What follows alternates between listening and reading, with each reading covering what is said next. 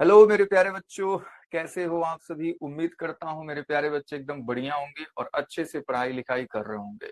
तो चलो बच्चों स्टार्ट करते हैं क्लास को। जैसा कि आपको पता है हम पढ़ रहे हैं अपना बच्चों क्लास 11th का दूसरा चैप्टर, जिसका नाम है motion in a straight line.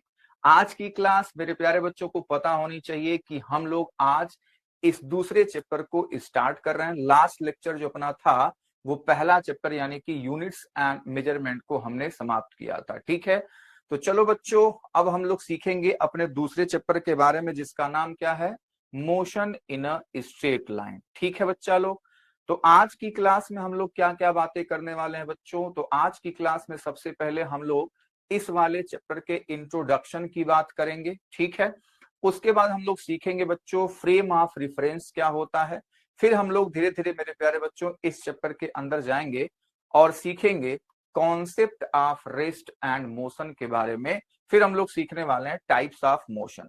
तो आज की क्लास मेरे प्यारे बच्चों हम लोग इन सभी कॉन्सेप्ट को कवर करने वाले हैं। ठीक है, तो चलिए स्टार्ट करते हैं क्लास को। तो सबसे पहले मेरे प्यारे बच्चों हम लोग सीखेंगे इसमें इंट्रोडक्शन का पार्ट, उसके बाद हम लोग सीखने वाले हैं फ्रेम ऑफ रेफरेंस के बारे में।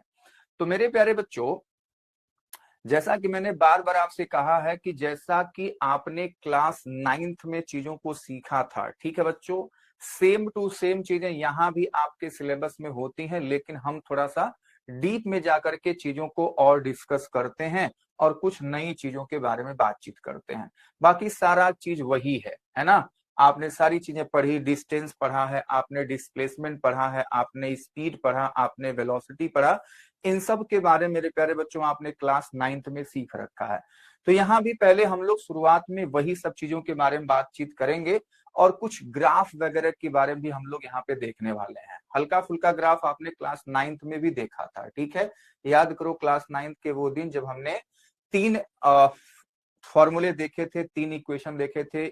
u equals to sorry v equals to u plus a t, s is equals to u t plus half a t square, and third वाला फॉर्मूला क्या था बच्चा लोग? V square is equals to u square plus two a s. तो सारे फॉर्मूले हम लोग यहाँ भी देखेंगे। बार बार मैं कहता हूं कि सिलेबस ऑलमोस्ट वैसा ही है, लेकिन थोड़ा सा चीजें ज्यादा हो जाती हैं और हम लोग उसमें डीप जाकर के चीजों को डिस्कस करते हैं। ठीक है, तो चलिए, तो मेरे प्यारे बच्चों हमारे पास फिजिक्स का एक ब्रांच होता है जिसको हम लोग कहते हैं बच्चों मैकेनिक्स। क्या कहते हैं बच्चा लोग? मैकेनिक्स। ठीक है, इसमें हम लोग क्या कहते हैं, किसी भी ऑब्जेक्ट के मोशन के बारे में डिस्कस किया जाता है कि कोई ऑब्जेक्ट मोशन कर रहा है, तो उसमें हम लोग क्या करते हैं, सीखते हैं चीजों को। ठीक है, तो ये हमारे पास जो सिलेबस आपका स्टार्ट हो रहा है वो मैकेनिक्स के अंदर ही आता है। मैंने बार बार आपसे कहा कि जब आप लोग हायर एजुकेशन में जाओगे तो जो मैकेनिक्स है ना, अभी तो इसके अंदर आपके पास कुछ चैप्टर्स वगैरह हैं, वहां पे एक पूरी बुक बन जाती है। ठीक है, तो ये सब चीजें हैं। तो मैकेनिक्स किसे कहा जाता है? मैंने मैकेनिक्स मेरे प्यारे बच्चों होगा the branch of physics which deals with the study of motion of material object is called mechanics. ठीक है, तो ये हमारे पास मैकेनिक्स एक ब्रांच है जिसके अंतर्गत हम लोग कुछ चैप्टरों को मेरे प्यारे बच्चों देखते हैं। ठीक है, चलो, तो मेरे प्यारे बच्चों जो मैकेनिक्स है उसको हमने कई भागों में डिवाइड किया है। हालांकि बहुत ज्यादा जरूरी नहीं है ये चीजें आपको जानना, लेकिन जानोगे तो चीजें और अच्छी हैं। ठीक है बच्चा लोग, तो क्या है हमारे पास मैकेनिक्स के कुछ हमारे पास ब्रांचेज हैं। जैसे मान लो पहला ब्रांच है स्टैटिक। ठीक है बच्चा, इसमें क्या होता है, जो ऑब्जेक्ट होगा वो बच्चे मोशन में नहीं होगा, वो कहाँ होगा? रेस्ट में होगा, और हम लोग उसकी स्टडी करेंगे तो उसको हम लोग बोलते हैं स्टैटिक। ठीक है बच्चा, अच्छा। फिर अगला आता हमारे पास काइनेमेटिक्स।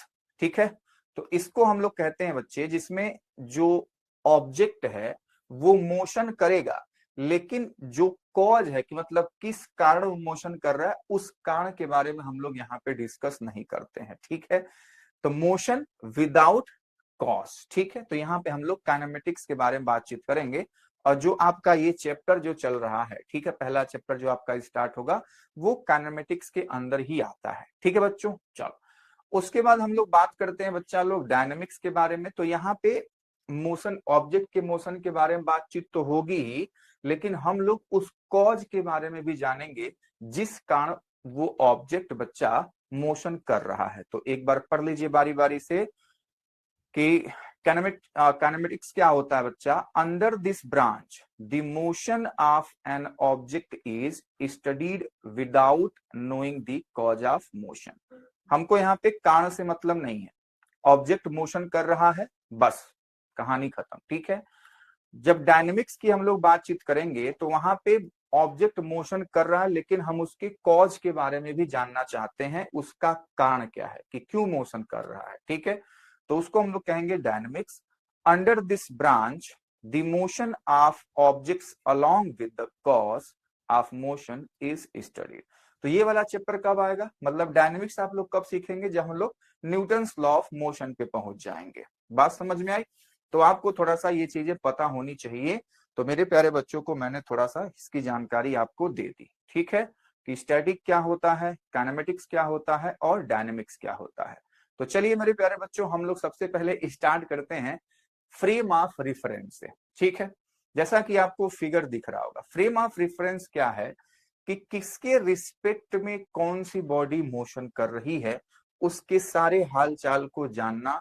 तो जहां से आप उस चीज को देख रहे हो उसको हम लोग कहते हैं फ्रेम ऑफ रेफरेंस। जैसे मान ले एग्जाम्पल में, अभी मैं फिगर के बारे में सारी कहानी आपको बताऊंगा, पहले समझो। जैसे मान लो आप लोग सड़क पे खड़े हो, ठीक है, कोई कार जा रही है ना। तो ऑब्जर्व कौन कर रहा है, आप कर रहे हो, ठीक है। तो जहां पे आप हो वो स्थान, वो जगह क्या हो जाएगा, फ्रेम ऑफ रेफरेंस हो जाएगा। या आप कह सकते हो कि आप पृथ्वी यानी कि अर्थ पे खड़े होकर के उस ऑब्जेक्ट के बारे में देख रहे हो, तो वो ऑब्जेक्ट मतलब आपका फ्रेम ऑफ रेफरेंस क्या हो जाएगा, जहां पे आप खड़े हैं, या आप कह सकते हैं कि अर्थ है। जो कार में आपका दोस्त मित्र जा रहा है, कुछ उसकी स्पीड होगी, किसी डायरेक्शन में वो जा रहा होगा, जब वो आपको देखता है तब मेरे प्यारे बच्चों उसके लिए फ्रेम ऑफ रेफरेंस क्या है, वही जो कार है, ठीक है, जो कि मोशन में हो रहा है, मतलब मोशन में है।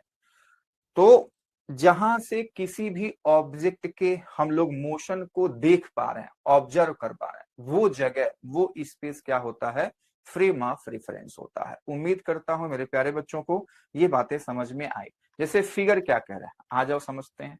मेरे प्यारे बच्चों, मान लो हमारे पास दो बच्चियां दिख रही हैं, ठीक है। मान लो इसका नाम है ज्योति, इसका नाम है बच्चों ए यानी कि अंजलि, नाम लिख देता हूं, ठीक है, अंजलि। तो ये मान लो रोड पे खड़ी है, ज्योति जो है बच्चों रोड पे खड़ी है, ठीक है। और अंजलि कहाँ है बच्चे, बस में है। ये कोई बस है जिसके पास ये फोर व्हीलर है, वैसे तो आपको नजर आ रहा होगा डब्बा ठीक है, लेकिन डब्बा नहीं है, मान लो ये बस है। तो बस में मेरे प्यारे बच्चों ये अंजलि बैठी हैं या खड़ी हैं, और रोड पे इनकी जो दोस्त है वो ज्योति है, वो उसको ऑब्जर्व कर रही है, ठीक है। तो जब ज्योति अंजलि को देखेगी तो बच्चे फ्रेम ऑफ रेफरेंस क्या है, कहां से देख रही है, रोड पर से, तो रोड उसके लिए फ्रेम ऑफ रेफरेंस कहलाएगा। और जब अंजलि ज्योति को देखेगी तो उसके लिए फ्रेम ऑफ रेफरेंस क्या है बच्चों, ये बस है, ठीक है। अब ध्यान से चीजों को समझना कि फ्रेम ऑफ रेफरेंस का इतना इंपॉर्टेंस क्यों है। क्यों सर आप पहले ही चैप्टर में घुसते ही फ्रेम ऑफ रेफरेंस सिखाने लगे। तो मेरे प्यारे बच्चों बहुत इंपॉर्टेंट है। जैसे मान ले इन्हीं दोनों बच्चियों की बात अगर हम लोग कर लें, ठीक है। तो जब रोड से ये देख रही, तो ये तो बच्चा रेस्ट पे है, आपको पता है कि रोड पे ये क्या है, रेस्ट पे है, लेकिन ये तो मूविंग है ना। ये मान लो इस डायरेक्शन बच्चों वी वेलोसिटी से मूव कर रहा होगा, भाग रहा होगा, ठीक है। तो इसके लिए ये मूविंग है, लेकिन जब बच्चा ये खुद को देखती है, खुद को देखती है तो ये तो रेस्ट में है। ये तो बस में बैठी हुई है ना, ये जब खुद को देखेगी बस के चारों तरफ इर्द गिर्द, तो सारी चीजें तो रेस्ट में है ना। तो बच्चे जब ये खुद को देख रही है किसके रिस्पेक्ट में, बस के रिस्पेक्ट में, तो वो रेस्ट पे है। लेकिन जब वो बाहर देखेगी शीशे से, तब उसको दिखेगा कि नहीं मेरी फ्रेंड ज्योति भी क्या है, मोशन में है। तो ये तो मामला गलत हो गया ना। ज्योति क्या थी बच्चे, रेस्ट में थी, लेकिन इसके रिस्पेक्ट में ज्योति भी क्या हो गई, मोशन हो गई। तो मतलब कहने का क्या है कि किसी मोशन को कोई कहां से ऑब्जर्व कर रहा है, ये बहुत ही इंपॉर्टेंट बात होने वाली है, ठीक है। तो मेरे प्यारे बच्चों ये था फ्रेम ऑफ रेफरेंस की कहानी। जैसे मान लो आप लोग कहीं जाते होगे कार में, बाहर देखते हो तो आपको लगता है कि पेड़ वेड़ सभी लोग मोशन में कर हो रहे हैं, ठीक है। तो वही हालचाल फिर से है लेकिन अगर कोई बंदा रोड पे खड़ा है तो उसके लिए बच्चों पेड़ एकदम क्या है, रेस्ट में है, रुका हुआ है, कहीं हिलडुल नहीं रहा। लेकिन जब आप लोग कार से भागते हो आगे तो पीछे देखते हो तो ऐसा लग रहा है कि कार जो पेड़ है वो पीछे लगातार भाग रहा है। ठीक है, तो वो कहानी है। तो इस बात को आपको समझना पड़ेगा कि जो फ्रेम ऑफ रेफरेंस है इसीलिए हमारे लिए बहुत ही इंपॉर्टेंट है। इसका डिफिनीशन आप लोग ऐसे लिख सकते हैं। डिफिनीशन क्या कहता है? टू स्टडी द पोजीशन और मोशन ऑफ अ पार्टिकल और रेफरेंस फ्रेम इज रिक्वायर्ड। ठीक है, वही मैंने बातें जो आपको बताई वही सारी बातें यहाँ पे लिखी गई हैं। आप लोग इसको ऐसे ही डिफाइन कर सकते हो। The set or system of coordinates with respect to which the observer can explain a situation or event is called frame reference system। ठीक है, या आप कह सकते हैं फ्रेम ऑफ रेफरेंस। बात समझ में आई? ठीक है मेरे प्यारे बच्चों, तो फ्रेम ऑफ रेफरेंस आप लोग ऐसे लिख सकते हैं। इसको मैं पूरा लिख देता हूं, फ्रेम ऑफ रेफरेंस।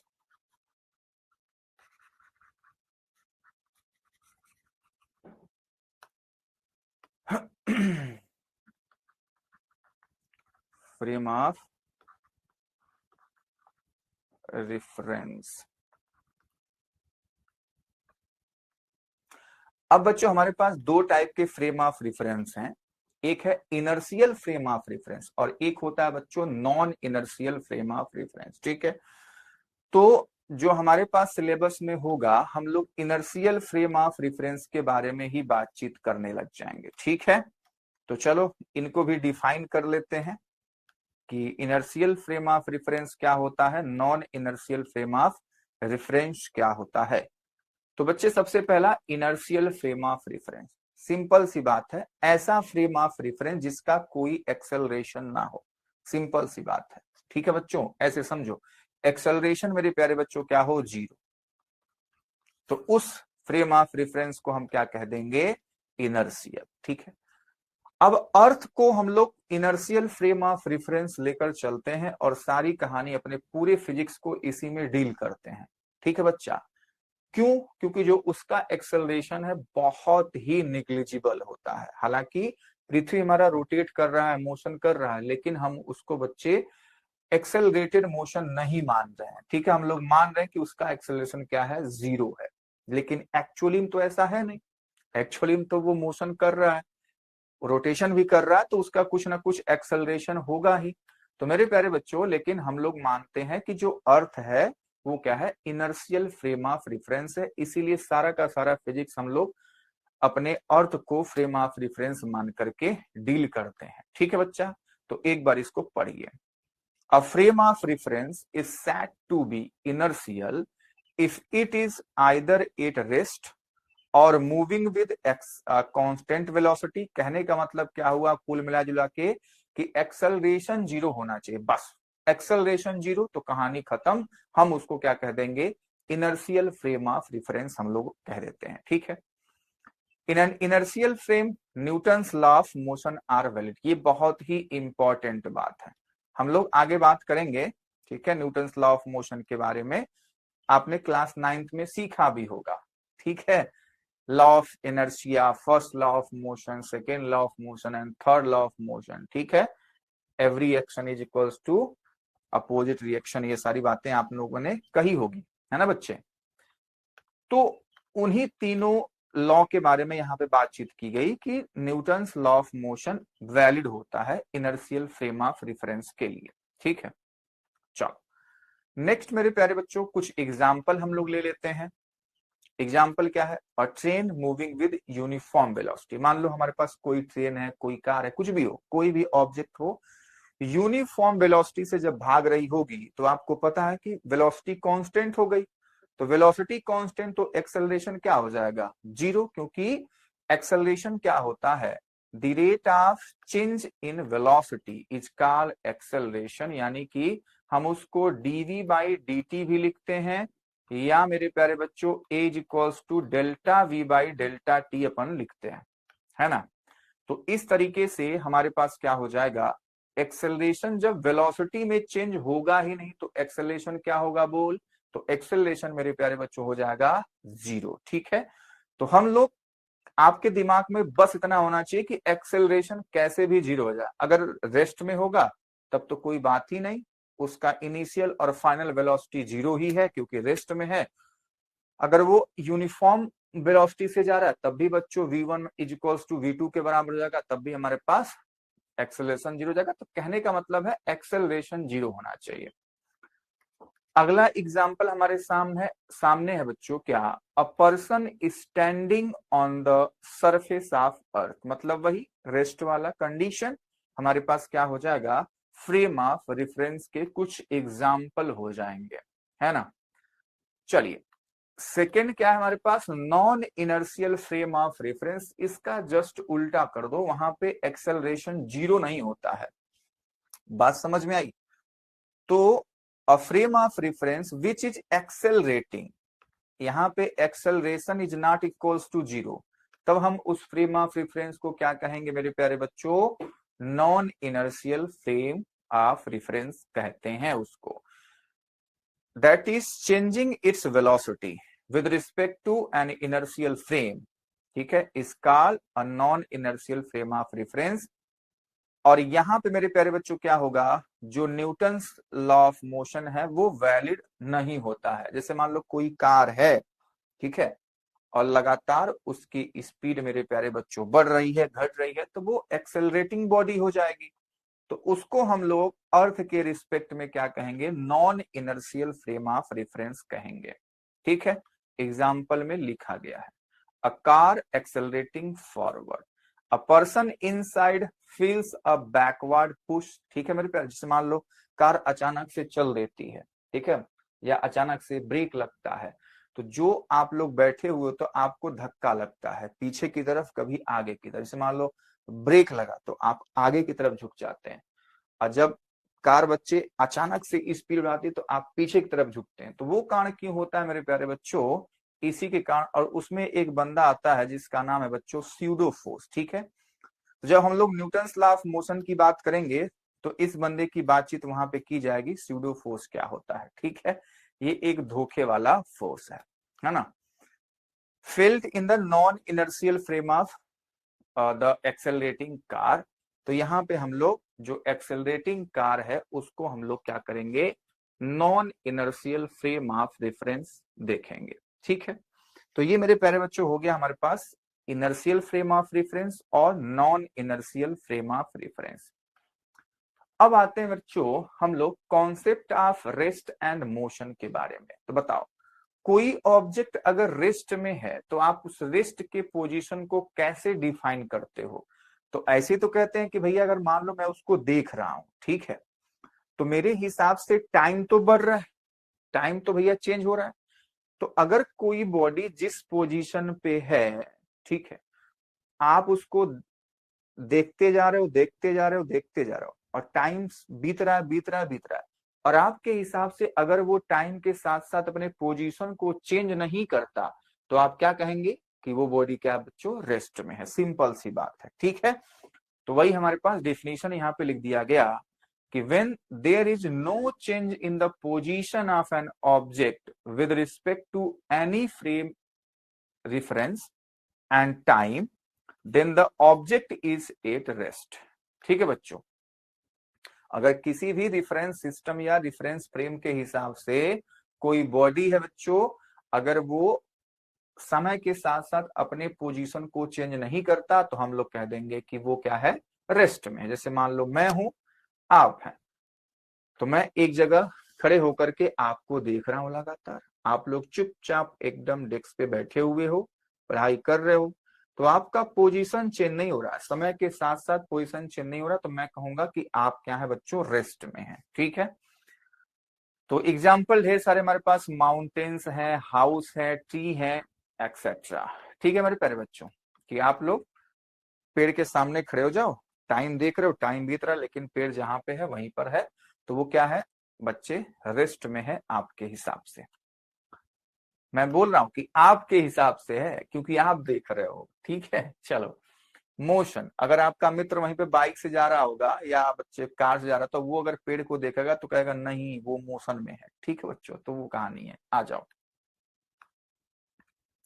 मोशन क्या होता है, जस्ट इसका उल्टा हो जाएगा कि अगर आप किसी ऑब्जेक्ट को देख रहे हो और उसका पोजीशन टाइम के साथ साथ लगातार चेंज हो रहा है, कभी यहाँ है, कभी वहां है, कभी वहां है, ठीक है, तो आप कहेंगे कि वो जो ऑब्जेक्ट है वो बॉडी क्या है बच्चों, मोशन में है।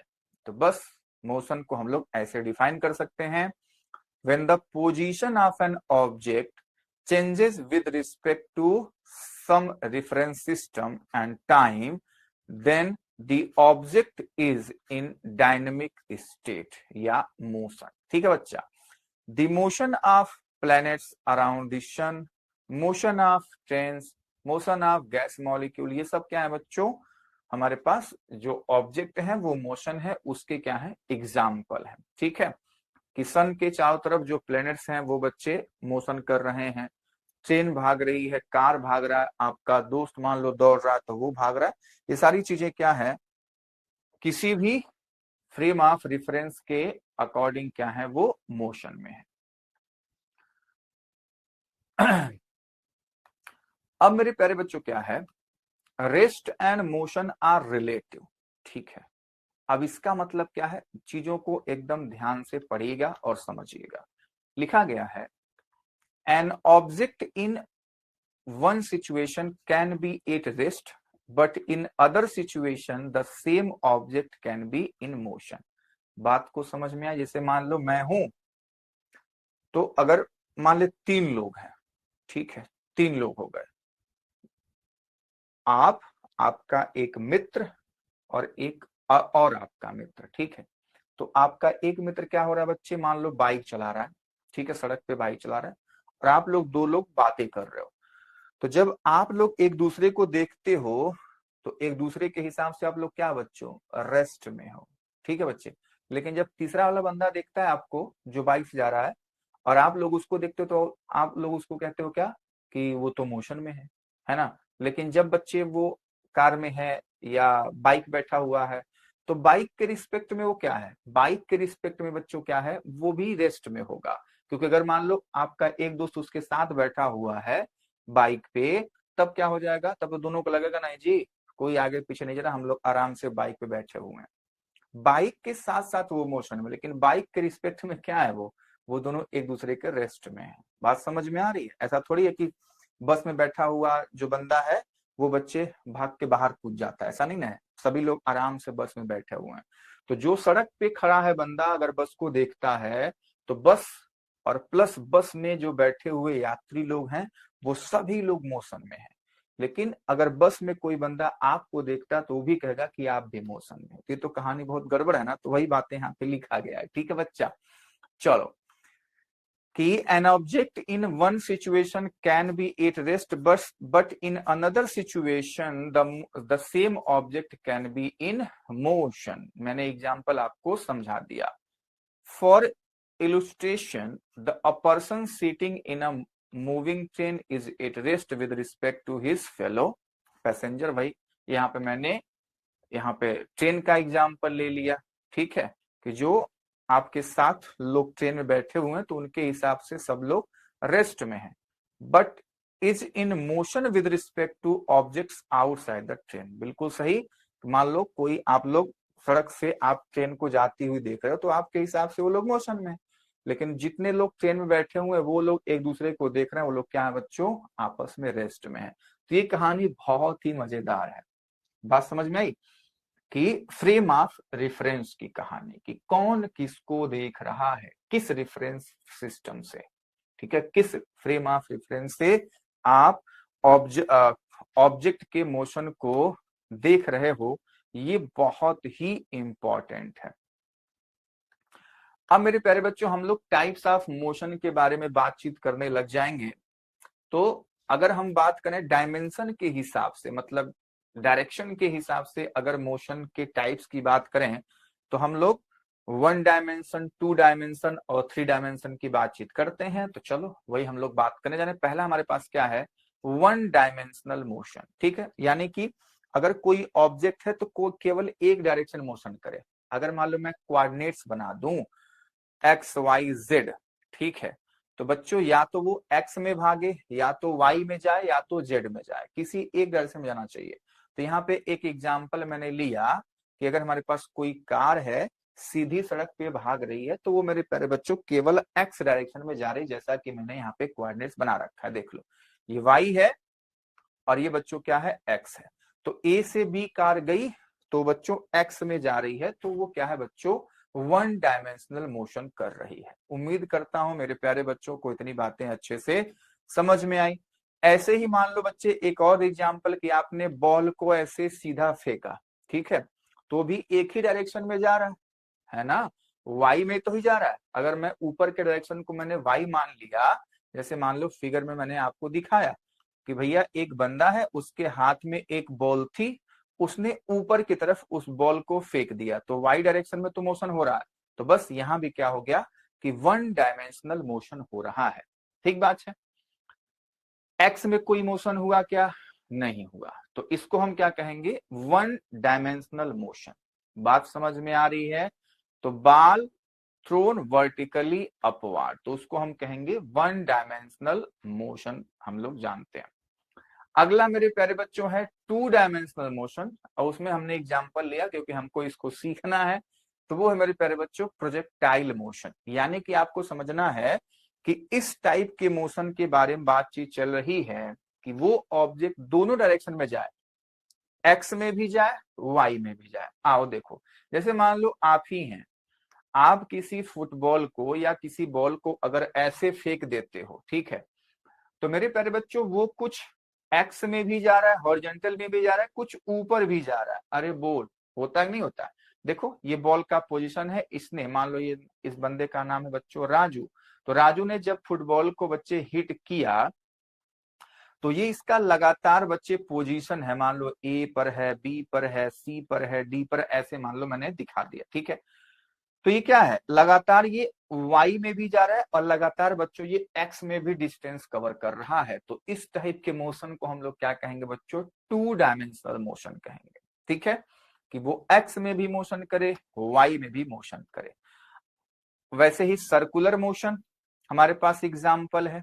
ठीक है बच्चों, सर्कुलर मोशन भी क्या है, टू डायमेंशनल मोशन का एग्जाम्पल होता है, एक्स में भी वाई में भी, एक्स में भी वाई में भी। ठीक है, बात समझ में। जैसे मान लो अगर आप सेंटर से इसको देख रहे हो, तो कुछ पहले एक्स में था, फिर ऐसे गया तो बच्चे यहाँ पे वाई में पहुंच गया, फिर ऐसे जाएगा एक्स में आ जाए। तो ये तरीके की बातें हमारे पास हो रही हैं। अगला हमारे पास है 3D मोशन।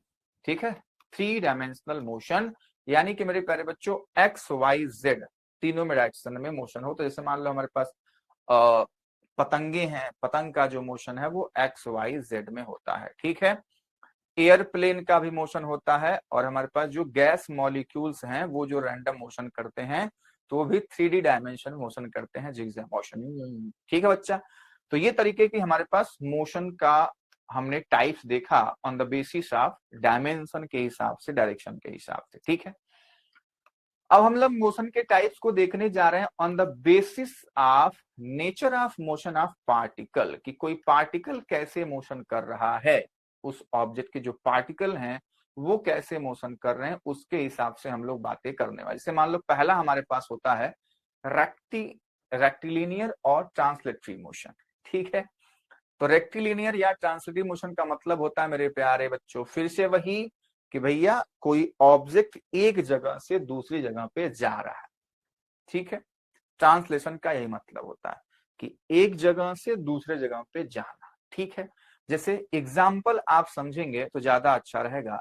एग्जाम्पल मैंने ले लिया, speed of a car on the road, speed of a falling ball from a height, etc. ठीक है, ये सब ट्रांसलेशन, मान लो पहले यहाँ पे था, मैंने इस ऑब्जेक्ट को छोड़ दिया, अब मेरे हाथ में आ गया, कार यहाँ पे थी, वो जा रही, तो इसको हम लोग ट्रांसलेटरी मोशन या रेक्टिलिनियर मोशन कहते हैं। जो वन डायमेंशनल मोशन का एग्जाम्पल था वो इसमें भी आप लोग ले सकते हो। ठीक है, तो यहाँ पे मैंने एग्जाम्पल के हिसाब से मैंने आपको दिखा दिया, ये कार ए पे थी, बी पे पहुंच जाएगी। दूसरा एग्जाम्पल, ये मान लो ए है हमारे पास, ये एग्जाम्पल बी है बाल वाला। ठीक है, तो इसको हम लोग ट्रांसलेटरी मोशन कहेंगे, एक जगह से दूसरी जगह पे जाना, ट्रांसलेशन करना। अगला मेरे प्यारे बच्चों को नाम पता होगा रोटेशनल मोशन, या इसको रोटेटरी मोशन भी हम लोग कहते हैं। ठीक है, तो इसमें क्या है, ढेर सारे एग्जाम्पल, जैसे मान लो पंखा है, तो पंखे की जो पत्ती होती है ना, जो ब्लेड है, वो बच्चे घूम रहा है, रोटेशन मोशन कर रहा है। ठीक है, जो पोटर्स व्हील है वो मोशन कर रहा है, मोशन ऑफ टॉप वो मोशन कर रहा है। ये तो आपने बच्चे खेल खेल में जरूर किया होगा। ठीक है, मोशन ऑफ टॉप, जिसको आप लोग लट्टू भी कहते हो हिंदी में। ठीक है, हमारे पास फिगर है, तो ये हमारे पास बच्चों है जो कुम्हार का चाक होता है, जिससे बर्तने बनते हैं मिट्टी के। तो बच्चे ऐसे राउंड राउंड गोल गोल घूमता है, तो उसको हम लोग रोटेशनल मोशन कहते हैं। ये हमारे पास पॉटस व्हील है ना, इसको आप लोग बच्चे रस्सी में ऐसे लपेट करके ऐसे छोड़ते हो, तो वो जमीन पे गिर करके गोल गोल गोल गोल घूमने लगता है। और ये हमारे पास फैन है। तो ये सारे जो मोशन है, जो किसी पॉइंट, किसी एक्सिस के मतलब अलोंग क्या होता है बच्चों, गोल गोल मोशन करता है, तो उसको हम कहते हैं रोटेशन मोशन। ठीक है, अरे बोलोगे, बात समझ में आई? चलिए, अगला मेरे प्यारे बच्चों एग्जाम्पल है oscillation and vibration motion. Oscillation and vibration motion. अब देखो ये क्या है बच्चे, ऑक्सीलेशन, ऑक्सीलेशन और वाइब्रेशन में बहुत हल्का ही फर्क है, लेकिन हमारे पास एक चैप्टर भी है। उस चैप्टर का नाम बच्चों क्या होगा, हमारे पास होगा ऑक्सीलेशन। ठीक है, तो ऑक्सीलेशन और वाइब्रेशन में बच्चे फर्क वैसे बहुत ज्यादा तो नहीं है। ठीक है, लेकिन हम लोग वहां पे चीजों को बहुत अच्छे तरीके से सीखेंगे, तो चीजों को ध्यान से समझिएगा। देख एग्जाम्पल इसमें हमने क्या लिया, एग्जाम्पल में लिया कि motion of pendulum of a wall clock, motion of a mass attach to a spring, motion of a swing etc. जैसे मेरे प्यारे बच्चों को पता होना चाहिए कि जो पेंडुलम होता है हमारे पास, फिगर मेरे पास है, तो उस फिगर में हम लोग आ जाते हैं। जैसे मान लो पहला फिगर, ये हमारे पास पहला फिगर है। इस फिगर में हमने क्या किया, जो दीवाल घड़ी है हमारे पास बच्चों, दीवाल घड़ी को हम लोग देखते हैं, तो जो उसमें अपना वो जो घंटा लटका होता है यूं यूं, ठीक है, तो इसको हम लोग कहते हैं ऑक्सीलेशन मोशन। ठीक है बच्चा, ऑक्सीलेशन मोशन। वाइब्रेशन में क्या होगा, मान लो कोई चीजें वाइब्रेट कर रही हैं, है ना, कंपन जिसको आप कहते हो। ठीक है, तो बहुत मतलब उसमें फ्रीक्वेंसी थोड़ी सी ज्यादा हो जाती है, तो उसी को हम लोग वाइब्रेशन कह देते हैं। लेकिन चीजें दोनों क्या है, ऑलमोस्ट सेम है, ऑक्सीलेशन एंड वाइब्रेशन। ठीक है, तो आपके पास जो दीवाल घड़ी का जो घंटा लटका रहता है वो यूं यूं ऐसे डोलता है, इसको हम लोग लास्ट में सीखेंगे, सिंपल पेंडुलम के नाम से भी हम लोग सीखेंगे, तो वो हो जाएगा बच्चों ऑक्सीलेशन। फिगर नंबर 2 हमारे पास झूला है, एक बच्ची झूल रही है, तो वो भी बच्चों ऐसे यूं जाती है, ऐसे यूं आती है, यूं जाती है, यूं आती है।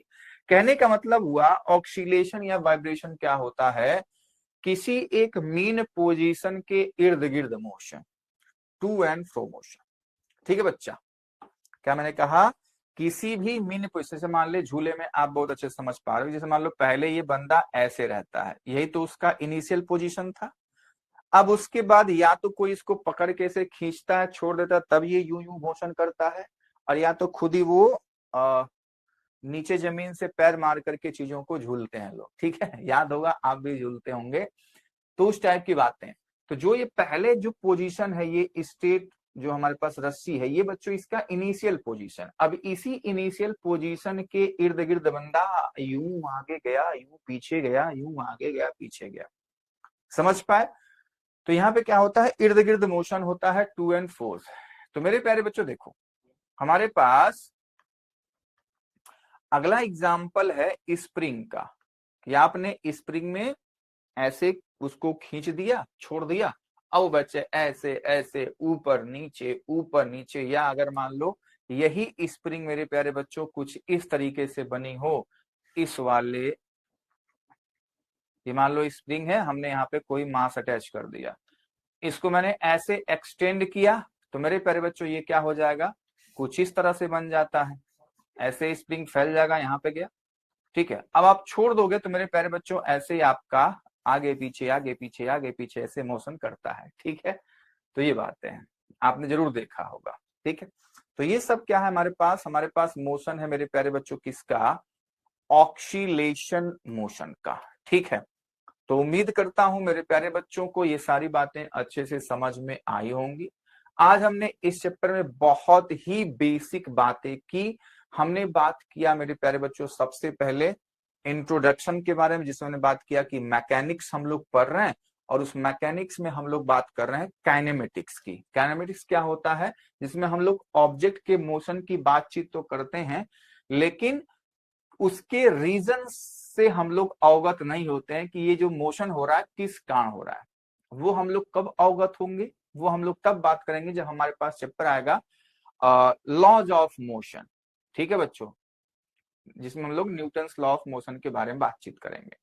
तो वहां पे हम लोग इस मोशन के कारण का भी बात करते हैं कि क्यों मोशन हो रहा है। लेकिन अभी हम लोग देखेंगे कि कार चल रही है, बॉल को ऊपर फेंक दिया, जो भी किया, ये बस कितनी स्पीड है, कितना डिस्टेंस वो चला, इन सब के बारे में बातचीत होती है। बाकी कौन मोशन करवा रहा है उससे अपन को लेना देना नहीं है। ठीक है बच्चा लोग। फिर हमने बात किया टाइप्स ऑफ मोशन के बारे में, सॉरी, उसके बाद हमने फ्रेम ऑफ रेफरेंस के बारे में आपको सिखाया कि फ्रेम ऑफ रेफरेंस क्या होता है। वो बहुत इंपॉर्टेंट चीज है कि किसी भी ऑब्जेक्ट के मोशन को कौन ऑब्जर्व कर रहा है और कहां से ऑब्जर्व कर रहा है। तो आपने देखा ढेर सारे एग्जाम्पल में कि कोई बॉडी किसी रिफरेंस फ्रेम के हिसाब से मोशन में भी हो सकती है, और वही बॉडी किसी और रिफरेंस फ्रेम के हिसाब से रेस्ट में भी हो सकती है। तो रिफरेंस फ्रेम बहुत ही खतरनाक चीज है। मैंने अपने प्यारे बच्चों को अच्छे से सिखाया, उम्मीद करता हूं कि आप अच्छे से उसको समझ पाए। ठीक है, फिर हम लोग टाइप्स ऑफ मोशन के बारे में डिस्कस करने लग गए, जिसमें हमने सीखा बच्चों on the basis of dimension and on the basis of particle motion के हिसाब से। तो डायमेंशन के हिसाब से हमारे पास 3 टाइप का मोशन है, 1D, 2D and 3D। 1 dimensional, 2 dimensional and 3 dimensional. उसके बाद जब हम लोग पार्टिकल के मोशन के हिसाब से बात किए, तो हमने बात किया बच्चों ट्रांसलेटरी मोशन, हमने बात किया रोटेटरी मोशन, हमने बात किया ऑक्सीलेटरी या ऑक्सीलेशन या वाइब्रेशन, आप लोग कह सकते हो। ठीक है, तो इस तरीके से मेरे प्यारे बच्चों हमारे पास टाइप्स ऑफ मोशन है। इन सभी मोशन के बारे में हम लोग अपने क्लास 11th में सीखेंगे। ठीक है बच्चों, बात समझ में आई? तो अभी जो हमारे पास चैप्टर चल रहा है, उसमें हम लोग बच्चे रेक्टिलिनियर या आप कह सकते हो ट्रांसलेशन मोशन के बारे में ही बातचीत करेंगे। ठीक है, एक चैप्टर आगे आएगा जिसमें हम लोग रोटेशन कहते हैं, तो वहां पे आप लोग रोटेटरी मोशन या रोटेशनल मोशन के बारे में बातचीत करोगे। और यहाँ पे जो ये वाला लिखा हुआ है ऑक्सीलेशन, तो ये हमारे पास एक चैप्टर है लास्ट में। ठीक बच्चा, तो ये ऑक्सीलेशन एक चैप्टर ही हमारे पास, तो वहां पे हम लोग ऑक्सीलेशन मोशन के बारे में बातचीत करेंगे। ठीक है, तो आज की क्लास मेरे प्यारे बच्चों इतना ही। ठीक है, नेक्स्ट क्लास में हम लोग इसके बेसिक क्वांटिटी के बारे में बातचीत करेंगे, जो कि आपने क्लास 9th में सीखी होगी, है ना। जैसे हम लोग अब बात करने वाले हैं डिस्टेंस क्या होता है, डिस्प्लेसमेंट क्या होता है, स्पीड क्या होती है, वेलोसिटी क्या होती है, एक्सेलरेशन क्या होता है। तो ये सारी बातें आपको पता भी है, लेकिन कुछ और डिटेल में हम इन चीजों के बारे में सीखेंगे। ठीक है, हालांकि आप जानते हैं, लेकिन फिर भी आपको बच्चे लगेगा कि हाँ हमने कुछ इसमें नई चीजें भी सीखी। ठीक है, तो मेरे प्यारे बच्चों मिलते हैं अब हम लोग लेक्चर नंबर 2 में। आज की क्लास हम लोग यहीं तक रखेंगे। ठीक है, तो अगर आपको किसी भी कॉन्सेप्ट से रिलेटेड कोई भी क्वेरी हो, कोई भी क्वेश्चन हो, तो मेरे प्यारे बच्चों मैंने आपको बार बार बताया कि आप हमारे फिलो एप्लीकेशन को डाउनलोड कर लीजिए, जहां पे आप हमारे एक्सपर्ट ट्यूटर से विद इन 60 सेकेंड जुड़ करके आप अपनी हर एक क्वेश्चन का सॉल्यूशन प्राप्त कर सकते हैं। ठीक है बच्चा, तो इस सुविधा का लाभ आपको जरूर उठाना है। मेरे प्यारे बच्चों को अगर ये वीडियो पसंद आई हो तो प्लीज इसे लाइक, सब्सक्राइब, अपने दोस्तों के साथ शेयर करना बिल्कुल ना भूलें। इसी के साथ बच्चों मिलते हैं नेक्स्ट वीडियो में, तब तक के लिए बाय बाय, टेक केयर, मस्त रहिए और स्वस्थ रहिए।